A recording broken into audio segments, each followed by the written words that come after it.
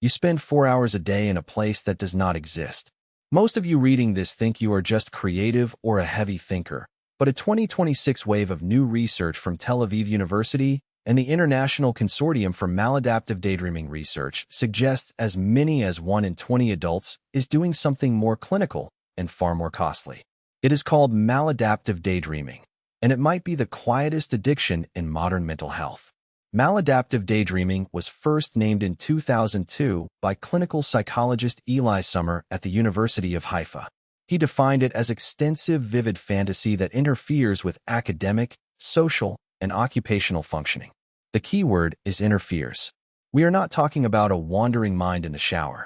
We are talking about people who pace in their bedrooms for hours, plug in headphones, and run intricate emotional storylines starring an imagined version of themselves who is loved, powerful, or finally seen. For 2 decades, the research community treated it as a niche curiosity. That changed this year. In the first 4 months of 2026, 13 new peer-reviewed papers have been published. Psychology Today and Harvard Health have both run major features, and the International Consortium for Maladaptive Daydreaming Research is merging with the International Society for Maladaptive Daydreaming to push the condition toward formal recognition in the next DSM update. Here is what makes maladaptive daydreaming different from a normal daydream.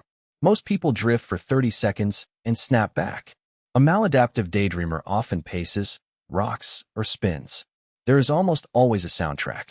Researchers Eli Somer and Soffer-Dudek at Ben-Gurion University found that music is the single most common trigger, with up to 90% of clinical daydreamers reporting they cannot start without it.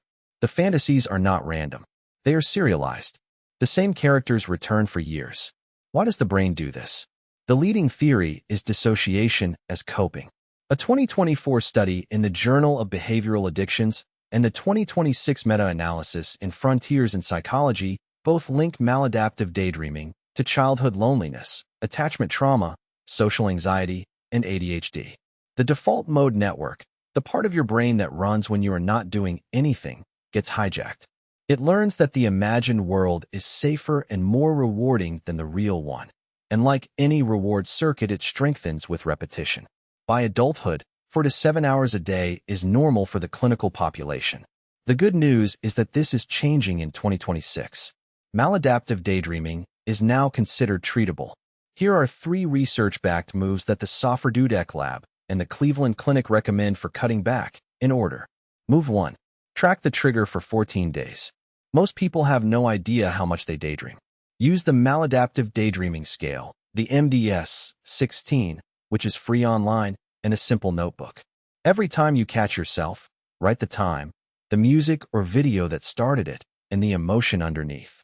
After 2 weeks, the pattern is almost always shocking. Once you can see it, you can interrupt it. Move 2.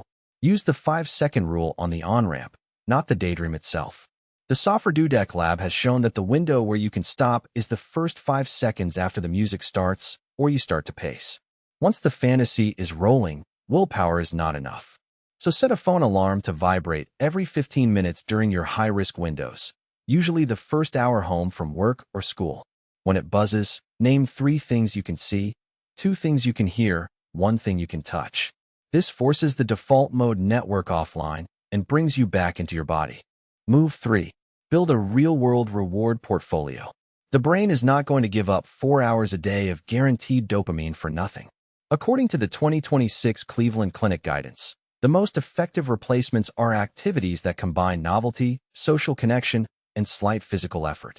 A weekly improv class, a weight room, a hiking group. They sound boring next to the world in your head.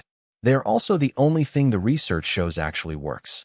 If any of this sounds like you, please know that maladaptive daydreaming is not a personality flaw, and it is not the same as being creative. It is a treatable condition with a real research base behind it. If it is interfering with your work, sleep, or relationships, talk to a therapist who has read the 2026 literature. If this video gave you language for something you have been doing in private for years, please share it with one person who needs it, and subscribe for more daily psychology backed by science.